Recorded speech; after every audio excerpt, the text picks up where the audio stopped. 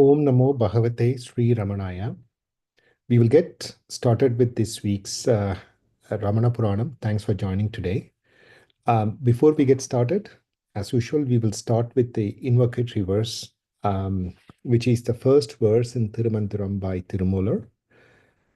ஐந்து கரத்தனை யானை முகத்தனை இந்தி இளம்பிறை போல மெய்ற்றனை நந்தி மகந்தனை ஞான கொழுந்தினை புந்தியில் வைத்தடி போற்றுகின்றேனே. So this is a prayer to invoke Lord Ganesha's benevolence in the task under hand, which is to start talking about Ramana Puranam, which is a composition by Muruganar, also heavily edited and composed later on by Sri Bhagavan. So before we get started today, I thought it would be good to summarize where we left last week within the first 8 to 10 minutes, and then we see new content. As I mentioned last week, when Sri Ramana Sannidhi Murai was composed in the late 20s and early 30s when it was published, it had few segments of the original Tiruvachakam missing. And the most notable composition that was missing from Sri Ramana Sannidhi Murai was the very first poem by Mickkavachagar called Siva Puranam. With the aim of completing it, Muruganar began the second edition of this book by composing all the missing equivalent poems from Tiruvachakam. And when he got to this point of halfway composing the equivalent of Siva Puranam, he had a conflict that how to name that poem. Having no clean answer within his own mind, he couldn't resolve it. So he left the papers in front of Bhagavan and walked out. When he came back, Bhagavan handed him those papers in which Bhagavan very clearly wrote down the poem's name was Ramana Puranam and not Siva Puranam, which was the original title in Tiruvachakam. And in addition, Bhagavan also composed more than half of those poem lines that Muruganar had yet to compose. That resulted in a very wonderful long poem of 547 lines, of which we estimate at least half of which, if not more than that, had been composed by Bhagavan. It's also interesting that in the very first draft, Muruganar noted down which portions were composed by Bhagavan and which line was left off by him. Muruganar was then told by Bhagavan, was that the only portion composed by Bhagavan? Then Muruganar realized the error he had made, and he apologized to Bhagavan, saying that the entire poem was composed by rather Bhagavan, not by Muruganar himself. So as a result, we do not know which portions were composed by Bhagavan and which portions were composed by Muruganar. However, Bhagavan himself, on an equivalent level, when Anma Vidya was composed, the first 4 lines were composed by Muruganar. Rest of the lines of that poem was composed by Bhagavan. In Bhagavan's handwriting, as you can see here, he mentioned that Muruganar composed the first 4 lines and rest of them were composed by Bhagavan. So it's interesting that Bhagavan had explicitly did not want any references of Muruganar or Bhagavan being composers of this particular poem. It's my belief that that blending was as desired and as willed by Bhagavan. As a result, we have now a 547 line, 2,187 word single sentence. Obviously, that has multiple deeper meanings as the verse and the poem unfolds itself. And the poem was itself sung first time in front of Bhagavan in 1938. And we saw this verse, which is placed as number 3 in Sri Ramana Sannidhi Murai, that gives the date and the time according to the original Tamil calendar, and the equivalent in the Gregorian calendar is February 8th of 1938. It is to be noted the second edition of Ramana Sannidhi Murai was published in 1939 April. So this was sung in front of Bhagavan well in advance of the actual publication of the book. So the very first line of this poem starts with Namo Ramanaya Nalampera Valha. The equivalent line in Tiruvachakam says Namachivaya Valha. The second phrase of the first line is Nadan Thal Valha.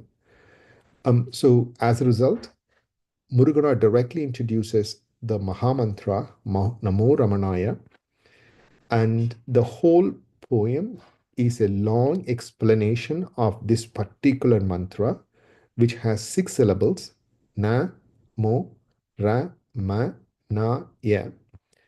And the literal meaning of this is, may this mantra flourish, bestowing grace upon all. Volga is a particular way in the Tamil language that gives benediction of immortality or living for a very long time. And so the premise of the entire poem is Namo Ramanaya, and the subsequent phrase is Nalampera Valha. It is either the nalam of the mantra or the nalam of the listeners or the reciters of the mantra. Nalam is a word that actually gives multiple meanings, one of which is flourishing or well being. And of course, there are other meanings to that word as well. So the whole poem can be construed as a long form explanation of what is meant by this mantra, Namo Ramanaya. In multiple places, Muruganar himself has sung about this particular mantra, most notably in Sri Ramana Sannidhi Murai, verse 1240. Namo Ramanaya, Namo Ramanaya, Namo Ramanaya, Namavendru, Amogama Chindipavarku, Thiruvarul Kaivalyam Tam Pundi Pulathin Porul. Essentially, the meaning of this is he recites the mantra Namo Ramanaya 3 times in the meter of Venba. And then he says, for those who think of this abundantly, they would be bestowed the supreme bliss of the self within their own minds and within their own intellect. So that is the summary of the first verse, which is composed around 1920s.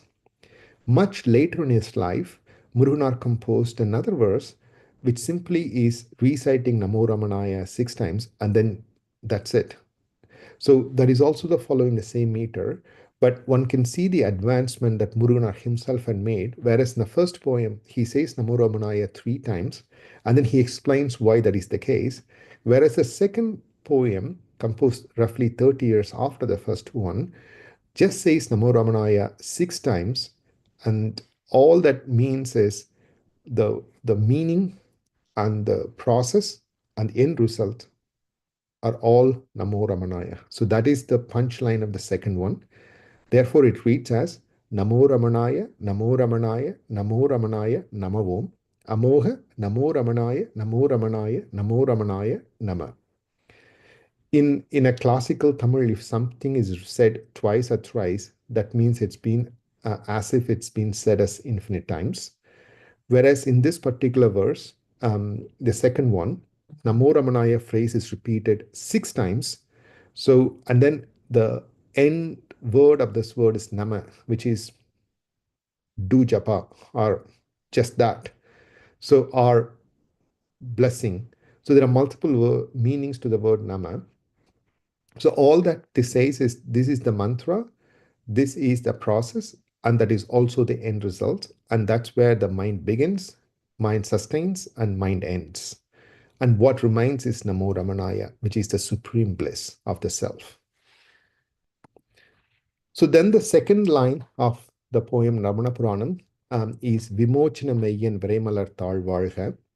So the second line gives the premise behind the first line, Namo Ramanaya. In this line, Muruganar explains the embodiment of the absolute truth, my Lord, which is Mayyan. The word is the Lord of truth, or the Lord of absolute truth. He grants Vimochanam, which is supreme liberation. Vimochanam is liberation from all material entanglements of the mind. And how does that happen? It happens through Virai Malar Thal. Virai is a particular word found in old Tamil books such as Paripadal. It is a type of fragrance that subsumes all other types of fragrances or vasanas. Vasanas are our mind's tendencies, whereas Virai Malarthal, which is the holy feet of the Lord, Ramana, which subsumes all other vasanas that is in the mind. Um, and how does that happen? Here, Muruganar doesn't mean the physical feet of the mind. And when Bhagavan explained the feet of Lord, he made in multiple references that Malarthal is the fragrant feet of the Lord, which is um, uh, a subtle way of indicating the inner awareness that exists within us. So here, by holding on to the inner awareness that is within all of us, we reach the supreme bliss of permanent liberation through the grace of our Lord Ramana. And he says, Varga, which is let that be eternal, or let that liberation be eternally available to all those seekers. So, and then Tiruvachakam also echoes the same sentiment of Virayar Kazhal, which is a verse that we briefly saw last week. Then moving on, lines 3 to 8, in which Muruganar explains the subtle connection between the Jivatma and Paramatma, which is the connection between the individual soul and the Supreme Self. And he explains the process through which the individual soul separated itself because of the ignorance, and the only way that the mind subsides back is through the devotion that is being first lit up by Bhagavan, and through the self-inquiry, which is like how a statue is being carved by a artist, which is what Bhagavan does to those who are pursuing self-inquiry. And finally, the supreme bliss of the self is available for those who abides within that self-inquiry, which is not only the method but also the destination. And the process through which that happens is he calls us Jnana Tagal Velvi, which is the wisdom, fire, and penance. The penance that leads to wisdom, fire, and he also ends with Ababirada Noka Amudu Atti Andapiran. His eyes pour down such grace, which is like how the last sacrificial offerings were made into a fire ritual. The mind is being made as the offering in the fire of wisdom, which is the self. The whole verse, lines 3 to 8, read as Adimidikku undaya anadi தொடர்பின் விடமுடியா மெய்மறந்து விட்டுழல் புன்னாயேனை பக்திமால் ஏற்றி அகப்பட்டி மனத்து ஊனமறு சுத்தியால் அங்க வடித்து சுய்யச் சுடர் தோற்றி தவபிரத ஞான தழல் வேள்வி வேட்பித்து அவபிரத நோக்க அமுது ஆட்டி ஆண்டபிரான். So with that, lines 3 to 8 end. Then we go to lines 9 to 12, which is where we want to begin today. So, having established the premise, and having established the reason behind the premise, and having established the method of that premise, which is a self inquiry, and the purpose of the individual souls, which is to abide in the self, the poem takes a different turn at this point in time, and in which case Muruganar actually goes on an elaborate explanation of Mickkavachagar's life, and there are reasons why he goes on to Mickkavachagar's life, which we will see later. Beginning line number 12, he gives a very visual, elaborate view of what happened and why Mickkavachagar came down to the earth. So we will see Muruganar's words here. Vinnadarum Suvekka Venava Kundu Virai Kannar Amuda Kadavul Umayodu திருக்கயலாயத்திற் சிறக்க குழுவீற்று இருக்கையிலே ஏய்ந்த பதினெண் கணமும் கண்களிக்க.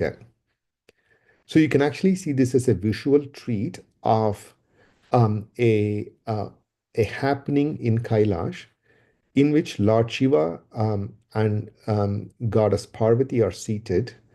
And how does that happen? Muruganar explains in very elaborate terms here. Vinadarum Suvaika.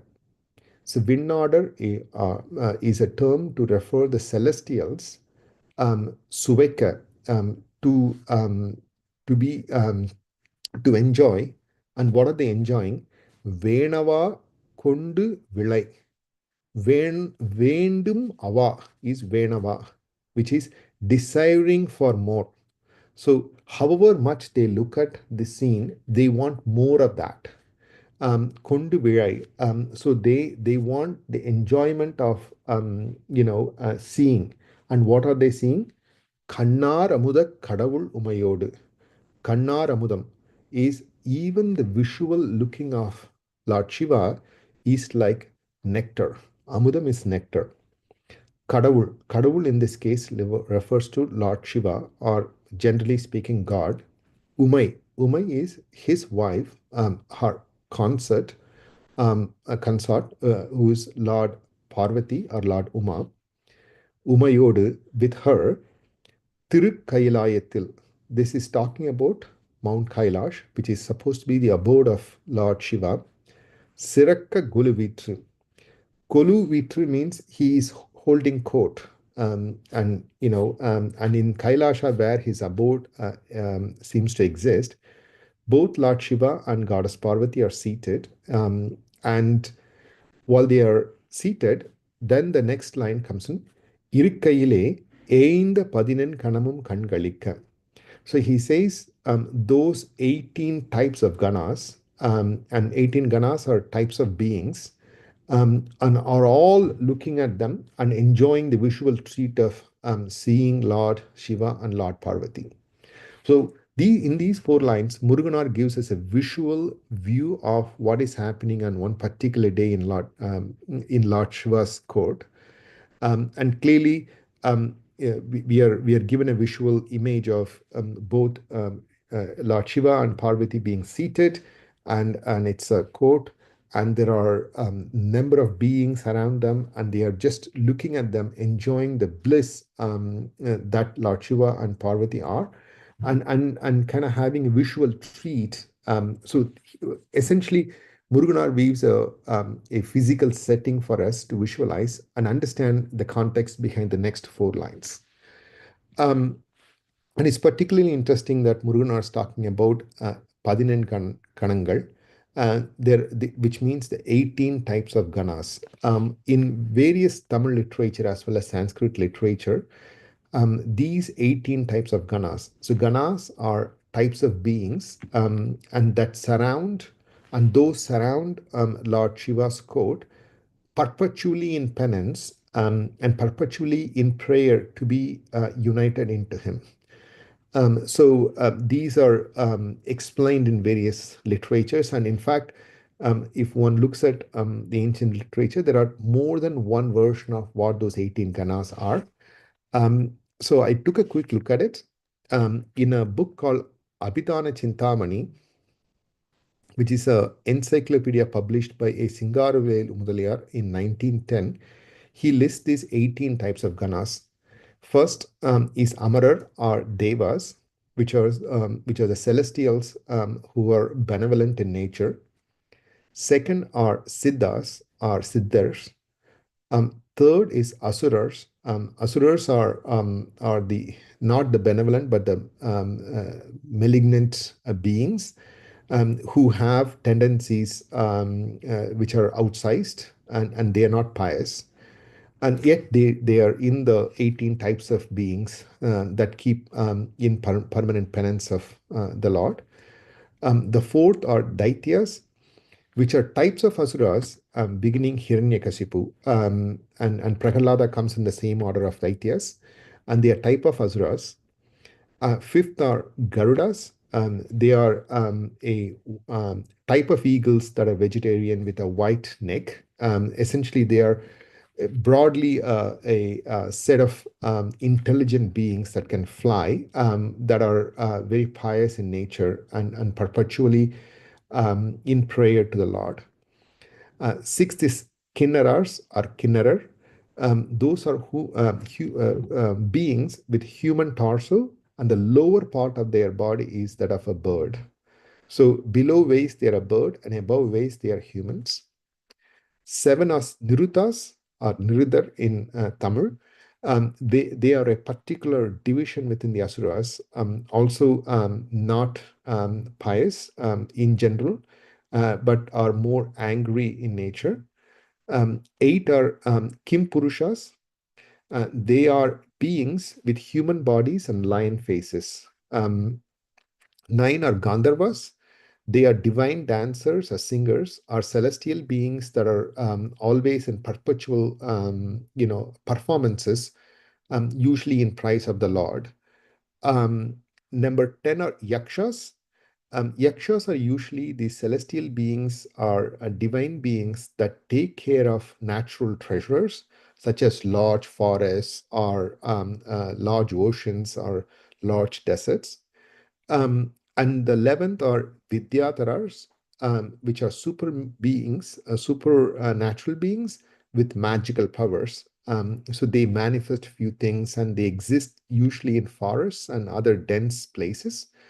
But they have particular types of supernatural powers that they exhibit often. 12 are Bhutas, which are types of demons.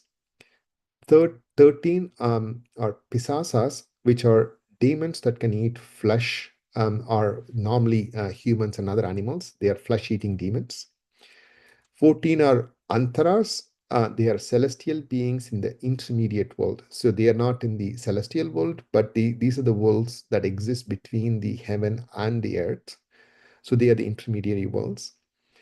15 are Munis or ascetics. They are the ones who are in permanent penance, in search of truth, or in need of abiding in Lord's glory.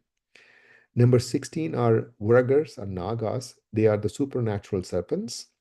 17 are Akasavasya, are those celestial who live in the sky.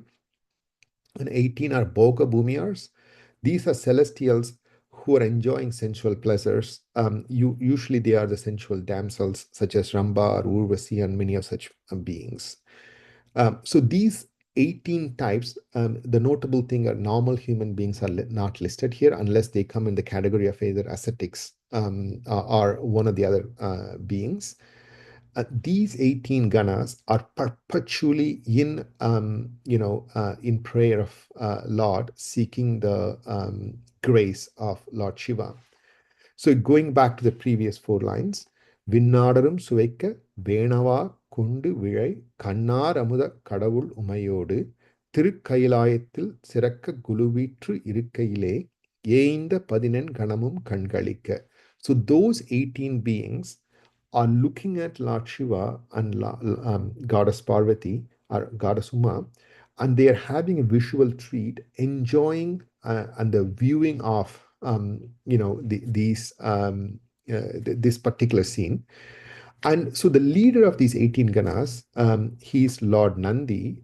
Obviously, he's a bull who usually has presence in front of every Shiva temple.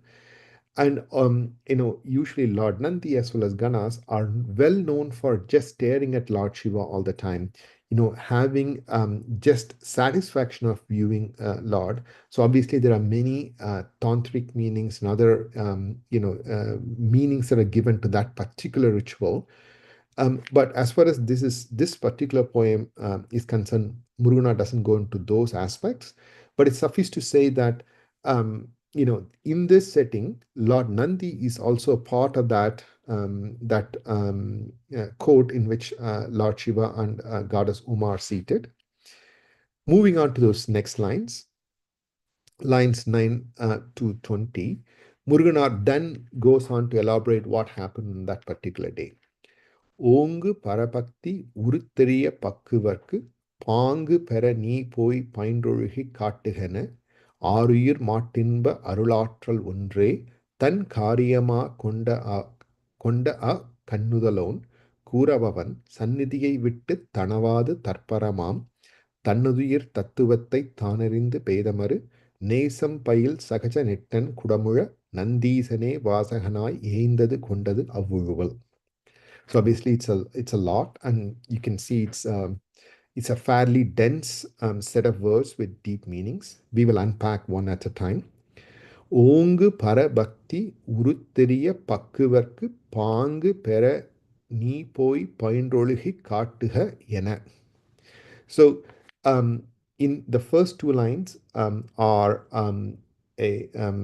refer to a commandment Lord Shiva gives, and he gives to Lord Nandi. As I said, Lord Nandi is the leader of those 18 types of ganas.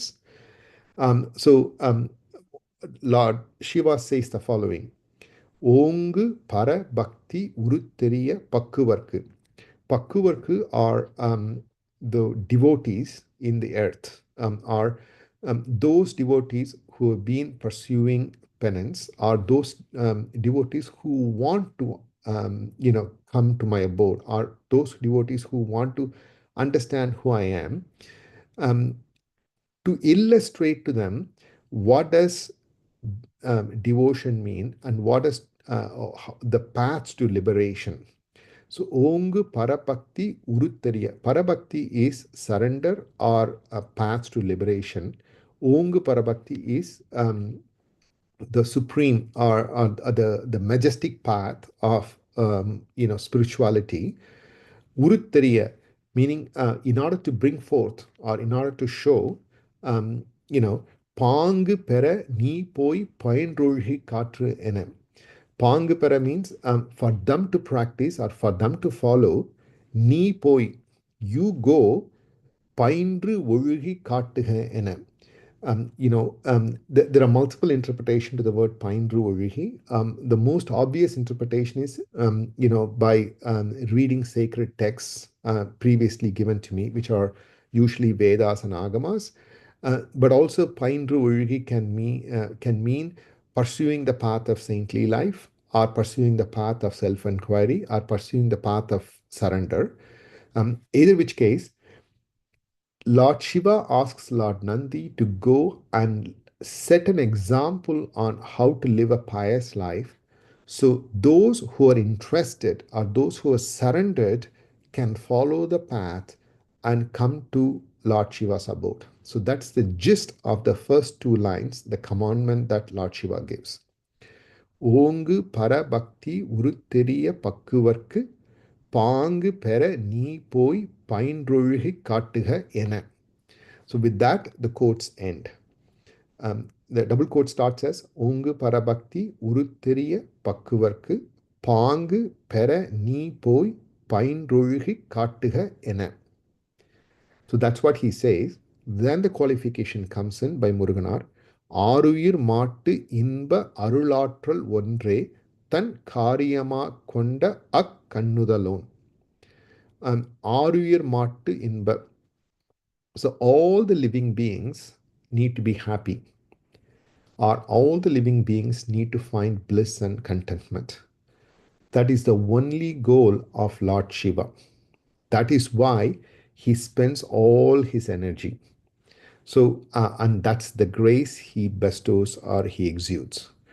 So, ஆருயிர் மாட்டு இன்பம் அருளாற்றல் ஒன்றே தன் காரியமா. That's his job, and that's his only action. So, Lord Shiva's action is to bestow grace on every living being so they realize their self and they realize the bliss that comes with the self. So, that's the very purpose of Lord Shiva's grace. So that's what the next two lines say. ஆருயிர் மாட்டு இன்ப அருளாற்றல் ஒன்றே தன் காரியமா கொண்டு அக்கண்ணுதலோன். Akkannudalon means, the Kannudalon is a word for Lord Shiva because he is supposed to have three eyes, not two. The normal two eyes and the third eye, which is the eye of wisdom. So Kannudalon is that person or that being that has three eyes, or the eyes that pour grace. Obviously, Muruganar refers to Bhagavan also in Kannadalo in multiple places where Bhagavan exudes grace and gives benevolence to those who gets sighted by his eyesight. So, ஆருயிர் மாட்டு இன்ப அருளாற்றல் ஒன்றே தன் காரியமா கொண்டு அக்கண்ணுதலோன் கூற அவன். So he said that. So who said that? The Lord, whose only function is to bestow grace so that all living beings can enjoy the bliss of the self. And the grace manifests itself because of the commandment he gives to Lord Nandi to go and exemplify the life of a pious living, so anybody who's interested or anybody who's surrendered can follow the footsteps to realize the self. So that is the grace. Then it goes to describe Lord Nandi's characteristics in the next few lines. கூற அவன் சந்நிதியை விட்டு தனவாது தற்பரமாம் தன்னதுயிர் தத்துவத்தை தான் அறிந்து பேதமறு நேசம் பயில் சகஜ நிட்டன் குடமுழ. So there are so many words here. Let's unpack. சந்நிதியை விட்டு தனவாது தற்பரமாம். Tanavadu is never leaving. Sannidhiyai vittu. So there are two ways to refer to Sannidhi. One is the abode of Lord Shiva. Thannidhiyai vittu Tanavadu means Lord Nandi never left the court of Lord Shiva, or he just walks in as the shadow of Lord Shiva. So that is one meaning. Sannidhi also means the field or the presence. So the other way to take the meaning is Sannidhiyai vittu Tanavadu. He never left the field of Shiva within himself.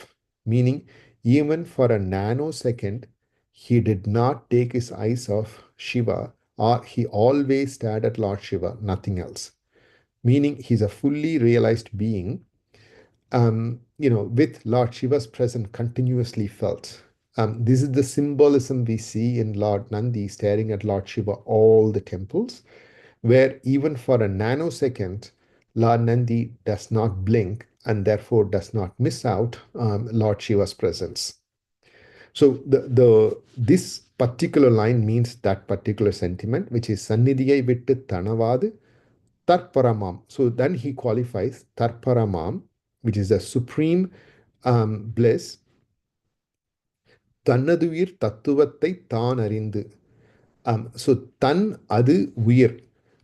The purpose of the individual soul is to be continuously connected with the Supreme Self, which is what Muruganar said in his previous lines, line number 3, Adimudikku undaya anadi thodarbin. So that is the reference he makes here. Tannadu uyir tattuvattai. So that deep understanding, which is the connection between the individuals and Supreme Self, is one and the same.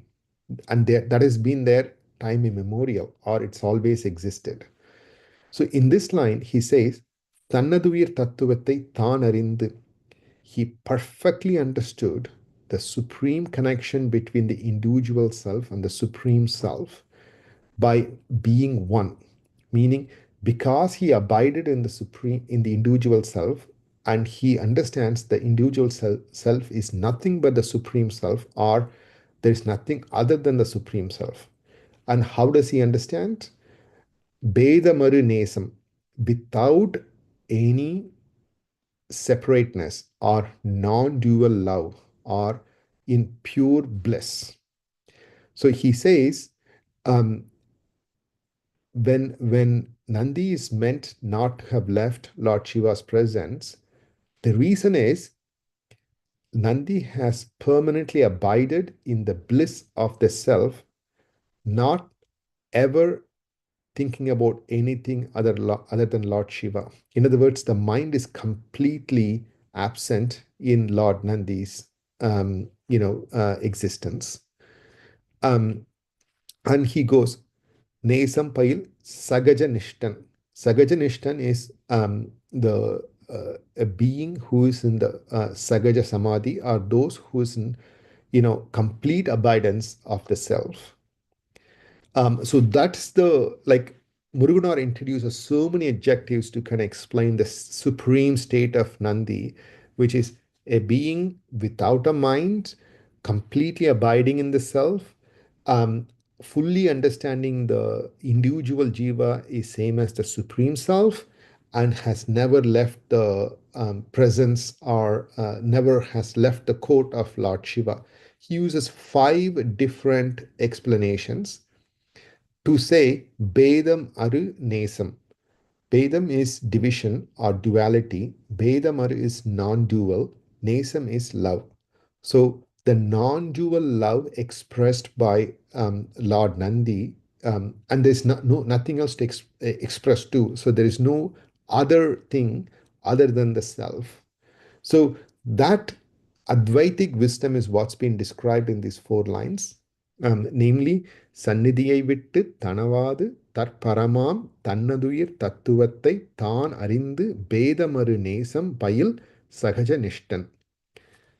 Then he goes to explain, he reveals, until then he just gives all these qualifications or all these adjectives to explain the state. Then he says, Kudamula Nandisan. Kudamula is a type of drum. I have a picture of that later on. That's played by Lord Nandi in the presence of Lord Shiva. So that is the instrument that he plays to generate the sound or the primal sound. Nandi is also is the originator of the unheard sound, which is ever present for those who want to hear. Nandisan. Nandisan is the Nandi, who's also a form of Ishvara, which is called Nandisan. Vasahana Yendu Kondadu Avuval. Uvuval means disposition or character. So that Nandisan or Lord Nandi or Nandishvara came to the earth as Vasagan. Vasagan here is Mickkavachagar or the Mickkavachagar. So all this explanation to give that, Lord Shiva is seated in Kailasha, Lord Goddess is seated, and all these 18 types of ganas are surrounding him. They are just having a visual treat of looking at him. And then Lord Shiva's sending a command to Lord Nandi, who has never left Lord Shiva, always abides by Lord Shiva's words, to be born or to descend on the earth as Mickkavachagar, to sing praises and to show the way for others to follow. So that is the reason why Mickkavachagar comes, right? So, in this section, it's not only the poetic elaboration of the supreme bliss that Lord Nandi enjoys, but also it's a meaningful declaration that Mickkavachagar is none other than Lord Nandi, who has come to the earth to explain to those who seek the intricacies of surrender and the paths to be shown to reach the supreme liberation. So Mickkavachagar's purpose is to show others how to live a pious life of surrender, so that the Lord who everybody wants can be sighted and can be realized within themselves. So that's what Muruganar says in these 11 lines or 12 lines. And obviously, for those who can follow Tamil, we can actually realize the poetic felicity with which Muruganar explains this. Let me just quickly read these 16 lines again. விண்ணாடரும் சுவைக்க வேணவா குண்டு விழை கண்ணார் அமுத கடவுள் உமையோடு திருக்கயிலாயத்தில் சிறக்க குலுவீற்றிருக்கையிலே ஏய்ந்த 14 கணங்கள் கண்களிக்க ஓங்கு பரபக்தி உருத்தெரிய பக்குவர்க்கு பாங்கு பெற நீ போய் பயின்றொழுகிக் காட்டுகென ஆருயிர் மாட்டின்ப அருளாற்றல் ஒன்றே தன் காரியமாக் கொண்ட அக்கண்ணுதலோன் கூற அவன் சந்நிதியை விட்டுத் தனவாது தற்பரமாம் தன்னதுயிர் தத்துவத்தை தானறிந்து பேதமறு நேசம் பயில் சகஜ நிட்டன் குடமுழ நந்தீசனே வாசகனாய் ஏய்ந்தது கொண்ட அவ்வுழுவல். So, the whole background or the context behind Mickkavachagar's presence is established in these 16 lines by Muruganar. Obviously, we would wonder, a poem that's titled as Ramana Puranam, in which he says Namo Ramanaya Nalam Paravalha in the first line, and then he goes on to explain Mickkavachagar is an interesting detour, but one that has a lot of depth and a lot of purpose and meaning, which we would perhaps explore later on. So I want to quickly show the kudamula, which is the type of instrument. As you can see, there are 5 different types of sounds that can be made in this instrument.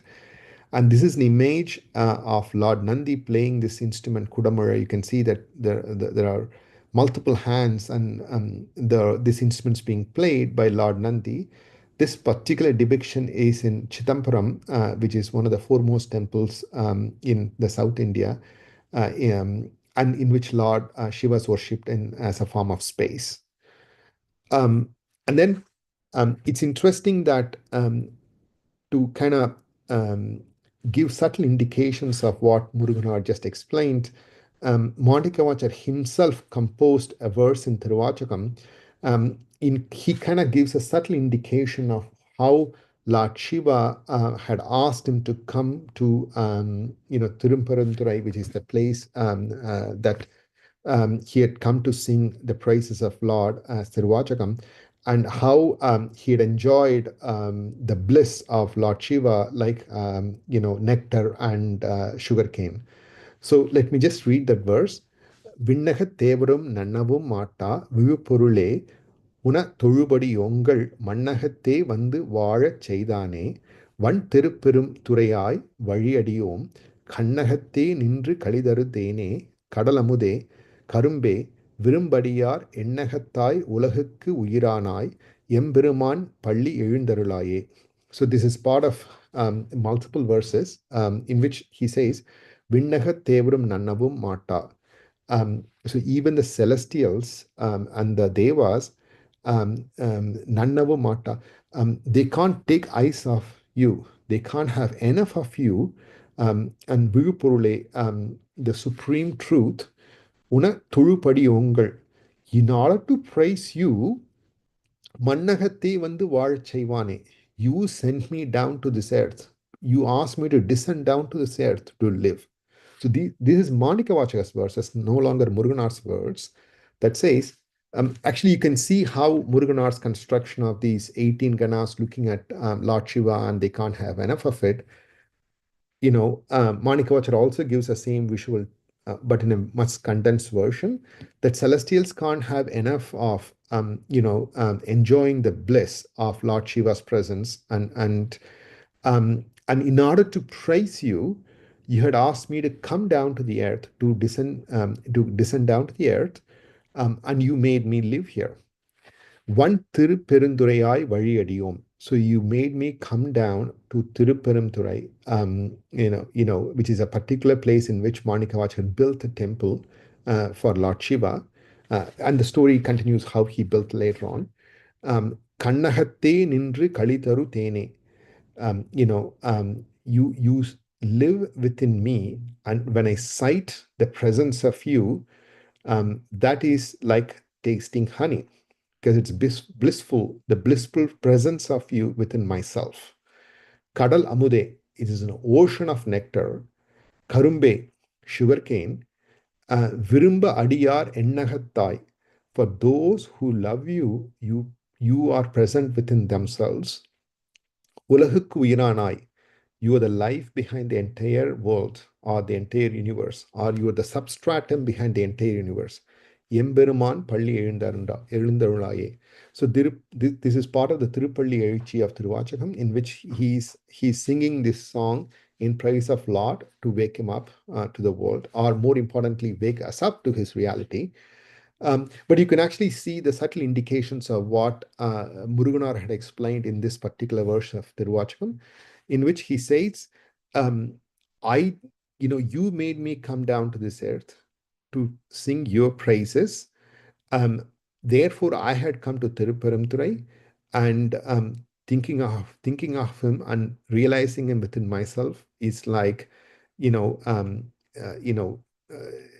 drinking honey, or it's honey, or it's the version of nectar, and it's sugarcane, it's that sweet. And he's always, or the Lord is always present in anybody who thinks of him or who surrenders him. And he is the substratum of the entire world, or he's the invisible fabric behind the world that can't be perceived directly, but that can be realized internally. So he gives all those adjectives himself to explain. And therefore, it is, Muruganar has taken and this version as well as multiple other views where today, even today, the temple that Manikavacha built in the Shiva, there is no Shivalinga. It's just an empty, open space, and the temple does not have Nandi because it's believed Manikavacha himself was Nandi, and there's a separate shrine for Manikavacha in the temple. So the ancient belief has always been Nandi or Lord Nandi, who had been with Lord Shiva as the head of all the Ganas, had descended down as Manikavachar and has sung the praises of Lord so that we are all benefiting from those verses that's been composed by Manikavachar, which shows the way to the full realization of the self. Um, so that is the version in Tiruvachakam. So let me pause to see if there are any questions.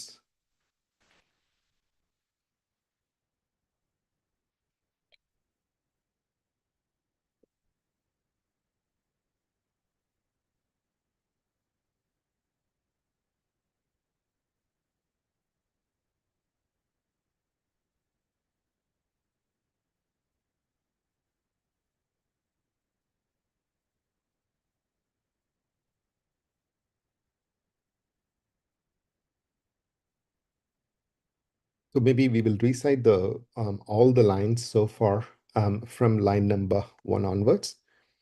Namo Ramanaya Nalam Pera Valga. That's the first line. Vimochana Mayyan Virai Malar Tal Valga. Second line. அடிமுடிக்கு உண்டாய அநாதி தொடர்பின் விடமுடியா மெய்மறந்து விட்டுழல் புன்னாயேனை பக்திமால் ஏற்றி அகப்பட்டி மனத்து ஊனமறு சுத்தியால் அங்கவடித்து உய்யச் சுடர் தோற்றி தவவிரத ஞான தழல் வேள்வி வேட்பித்து அவபிரத நோக்க அமுது ஆட்டி ஆண்ட பிரான் விண்ணாடரும் சுவைக்க வேணவா கொண்டு விழை கண்ணார் அமுதக் கடவுள் உமையோடு திருக்கயிலாயத்திற் சிறக்க குழுவீற்று இருக்கையிலே ஏய்ந்த பதினெண் கணமும் கண்களிக்க ஓங்கு பரபக்தி உருத்தெரிய பக்குவர்க்கு பாங்கு பெற நீ போய் பயின்றொழுகிக் காட்டுக என ஆருயிர் மாட்டின்ப அருளாற்றல் ஒன்றே தன் காரியமா கொண்டு அக்கண்ணுதலோன் கூறபவன் சந்நிதியை விட்டுத் தனவாது தற்பரமாம் தன்னுதுயிர் தத்துவத்தைத் தானறிந்து பேதமறு நேசம் பயில் சகஜ நெட்டன் குடமுழ நந்தீசனே வாசகனாய் ஏய்ந்தது கொண்ட அவ்வுழுவல். So those are the first 20 lines of the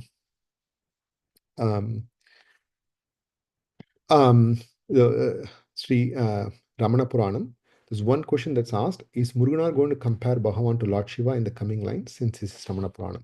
Yes, the answer is yes. In fact, Muruganar is going to give an elaborate version of many not only comparison but also very deep ideas that present in multiple other works and multiple other verses within both Sri Ramana Sannidhi Murai as well as other verses by Bhagavan such as Ulladu Narpadu and other Pancharatnam and so on and so forth. The way that Ramana Puranam has come about, it's a summary of the entire Sri Ramana Sannidhi Murai. So we would see everything covered in systematic fashion, one at a time. Right now, we are at a phase of explaining Manikavachagar's life history, and what we have seen so far is not even life history, but also the context behind Manikavachagar's descent on the earth, and this is to establish the supreme benefit of reading Tiruvachakam, which Bhagavan himself read multiple times, most notably when Mother Alagama passed away.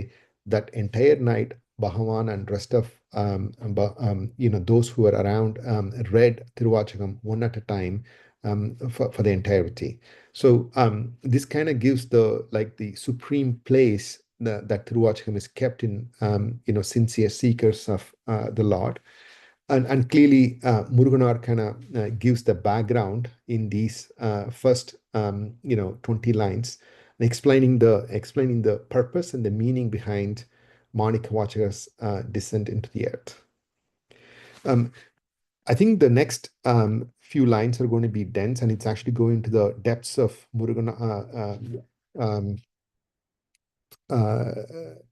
Mickkavachagar's life. Maybe we will reserve. I think there's one hand being raised. Please unmute Yes. yourself and ask question. Okay. I don't know much about Mickkavachagar, but is it Muruganar's interpretation that Nandi descended as Mickkavachagar, or is that the general interpretation even? So Muruganar is not the first one to think about it. In fact, there are Okay. multiple different views present prior to this verse. But one thing to be noted is when Periya Puranam was composed, where the 63 saints were extolled, most notably Manikkavachagar was not included in that. And we would see about some of that in the subsequent few lines when Muruganar kind of explains about Manikkavachagar's verses. But there were other poems explaining Manikkavachagar's life, most notably Tiruvachakam Puranam as well as Vadavur Puranam or Vadavur Puranam. And in both of them, there are some references for this idea that Nandi had descended on Manikkavachagar, as well as even if we went to the temple that Manikkavachagar himself built, the belief that Manikkavachagar was Nandi's incarnation in the earth is widely held. But for Muruganar to say that and Bhagavan co-composing it certainly adds a sense of authenticity to that commonly held belief. Thank you.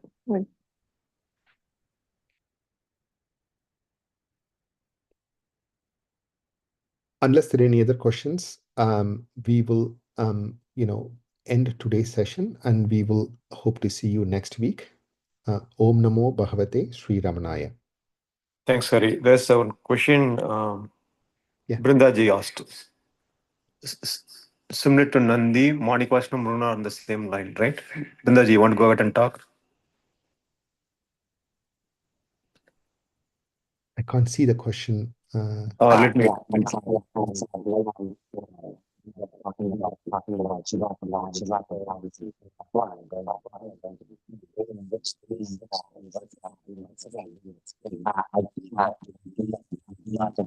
There's some sound going on. I mean, yay sound. Yeah, I can't hear. I think I read the question now. Similarly, Nandi and Manikkavachagar and Muruganar are on the same line. Yes. So that is not explicitly said, but the implication is Nandi had descended as Manikkavachagar, and Manikkavachagar has come back to us as Muruganar to continue where Manikkavachagar himself left. Bhagavan himself had indicated that. Certainly that's my belief. But there is no explicit, attestation by either Muruganar or Bhagavan to that effect. But that is implicit and understood. And it's also my personal belief. That is why Muruganar goes on giving this long explanation of Manikkavachagar's life story in Ramana Puranam, because he establishes his own, authority for singing and Bhagavan through this episode. As I said, that's my personal belief and my interpretation, not something that is Muruganar's explanation anywhere or Bhagavan's words.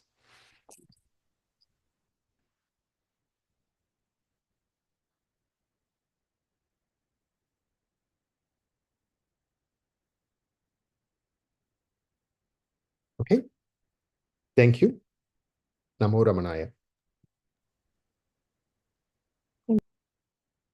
Thank you, Hari. Namaskaram.